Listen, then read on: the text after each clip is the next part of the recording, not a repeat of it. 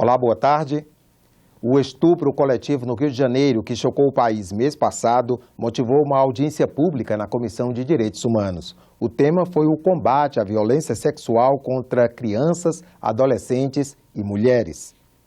Um estupro a cada 11 minutos, praticado quase sempre por parentes e pessoas próximas às vítimas, que na grande maioria são crianças e adolescentes. Os números foram repetidos pelas convidadas da audiência pública, que ressaltaram que apenas 10% dos casos são notificados. Quando nós falamos especificamente da violência sexual, nós estamos aí diante de uma subnotificação de 90% de casos. Ou seja, são 90% de mulheres que por algum motivo não denunciam a violência que sofreram. Em âmbito nacional, o Disque 100 recebeu 4.953 denúncias de violência sexual contra crianças e adolescentes em todo o país nos primeiros 4 meses de 2016. A distribuição etária é variada. 31% das denúncias indicam que a violência sexual contra adolescentes de 12 a 14 anos, 20% das denúncias se referem a adolescentes de 15 e 17 anos e outros 5,8% de crianças de 0 a 3 anos. Grande parte das denúncias indicaram que os casos aconteceram dentro do ambiente familiar, como já foi dito aqui anteriormente. Os denunciados são geralmente o pai, o padrasto, o tio da vítima e também outros homens, como professores, líderes religiosos e outros empregadores dessa residência. Quando crimes violentos ganham notoriedade e sensibilizam a opinião pública, muitas vezes a resposta do poder legislativo é aumentar as penas para os agressores condenados. Mas será que essa medida tem efeito contra a cultura do estupro? Para os participantes da audiência pública, aparentemente não. Nosso problema nos crimes contra a dignidade sexual são as penas baixas ou é uma cultura de estupro que tem sido altamente propagada e infelizmente pouco evitada no Brasil? Esse processo de objetificação, ele é profundo, ele é entranhado e ele é naturalizado. A gente já nem percebe isso como violência, o que é muito grave, tá? Então, a interpelação feita pela nossa cultura, as mulheres, é de que elas se coloquem nesse lugar de objeto de desejo. Havia consenso sobre a existência da cultura do estupro e a necessidade de combatê-la. Cultura do estupro tenta desqualificar a pessoa que foi violentada de todas as maneiras, como é o caso da menina do Rio. Agora, como se não bastasse a violência que ela sofreu, ela agora descobriram que ela é suspeita do tráfico de drogas. Ou seja, qualquer coisa que tire o foco da violência, qualquer coisa que tire o foco do agressor, é o que vale para, mais uma vez, naturalizar esse tipo de violência. Em sessão solene no plenário, o Senado homenageou o centenário de nascimento de Pompeu de Souza. Pioneiro na defesa das emendas populares, ele exerceu o mandato de senador de 1987 até 1991, ano em que faleceu. Eu nunca pratiquei nenhuma forma de atletismo e continuo não praticar.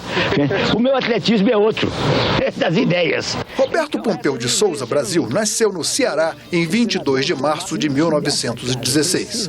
Foi jornalista, professor, fundador da Universidade de Brasília e senador constituinte pelo Distrito Federal. Testemunha e participante da história política do período pós-Segunda Guerra, Pompeu de Souza introduziu a moderna técnica de redação nos principais jornais e revistas do país. Alegria é uma das primeiras palavras, a meu ver, que me lembra Pompeu. Claro que eu coloco junto de alegria a jovialidade.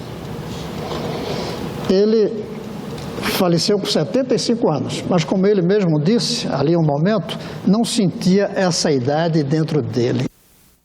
O portal E-Cidadania tem uma consulta pública na internet sobre a proposta de emenda à Constituição para realizar uma nova eleição para presidente e vice-presidente em outubro, junto com as eleições municipais. Quase 50 mil pessoas já se manifestaram a favor das novas eleições, mas a proposta é polêmica e há dúvidas se seria constitucional.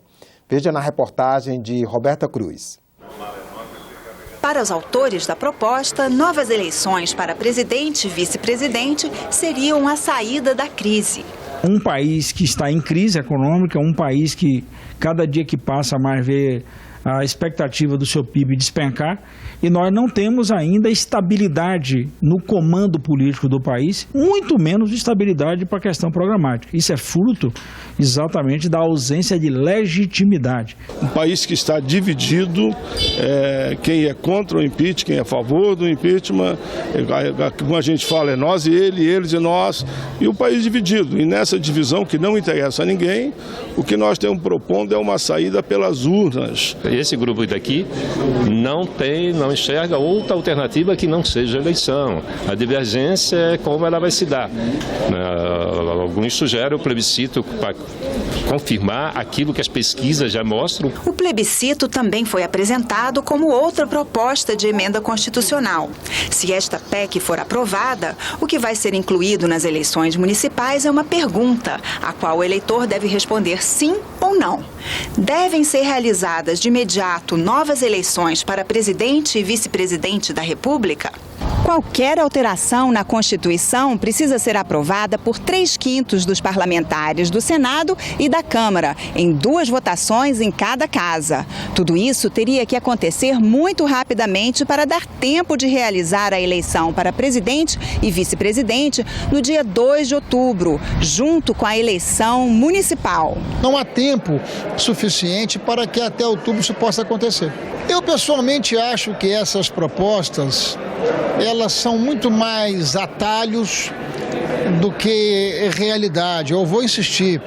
Eu acho que nesse momento o fundamental é que nós possamos eliminar esse campo de dúvida e incerteza. Eu acho que a solução para o país é, com certeza, o respeito à democracia, o respeito às eleições que aconteceram em 2014 e o retorno da presidenta Dilma à função de presidenta da República. A legislação da Constituição é claríssima.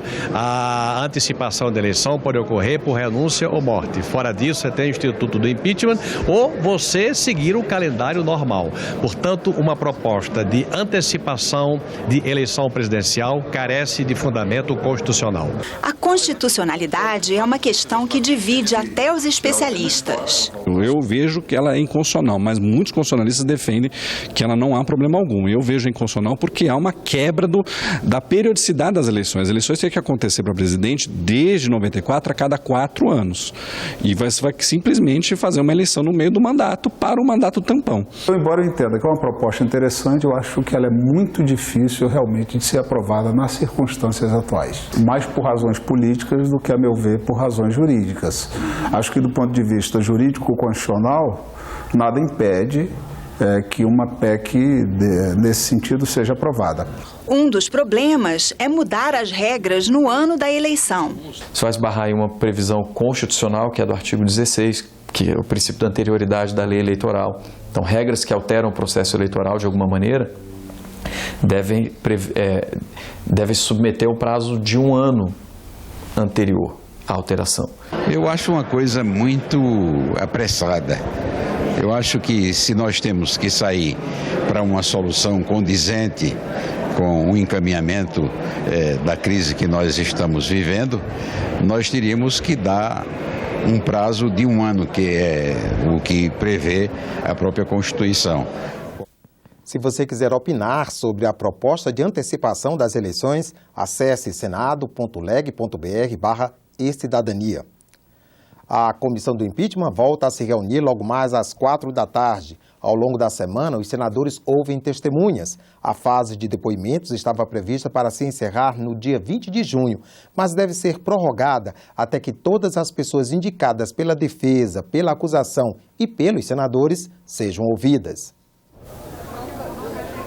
Nesta segunda-feira, a comissão do impeachment ouve 4 testemunhas do Tribunal de Contas da União, do Tesouro Nacional e da Secretaria de Orçamento, todos indicados por senadores a favor do impeachment. A reunião de terça-feira também já está marcada para ouvir 5 depoimentos. 3 nomes são da defesa, entre eles o ex-presidente do BNDES, Luciano Coutinho.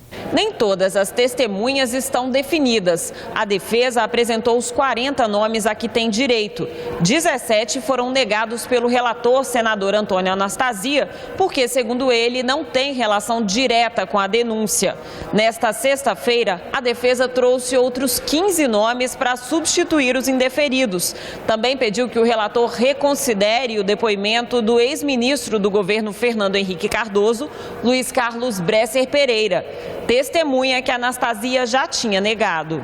Além de definir as testemunhas, a comissão também precisa decidir se mantém o atual calendário, com depoimentos até 20 de junho. Senadores contrários ao impeachment pedem mais tempo, o que atrasaria a votação final, prevista para o início de agosto. Se fosse usar 4 testemunhas por dia, daria 10 dias úteis. Então já ultrapassaria o prazo. A gente tem que ter calma, porque o trabalho tem que ser feito. São 6 meses que a presidente tem. Eu acho que esse processo vai se alongar um pouco. Eu acho que o julgamento definitivo dela vai acontecer no final de agosto, começo de setembro. Nós aumentaríamos o calendário em mais uma semana. Uma semana o senhor acha que é suficiente? Uma semana a mais é suficiente. Outras notícias da nossa página na internet, senado.leg.br/TV. Você assiste em instantes a sessão plenária não deliberativa desta segunda-feira. Obrigado pela audiência e continue com a nossa programação.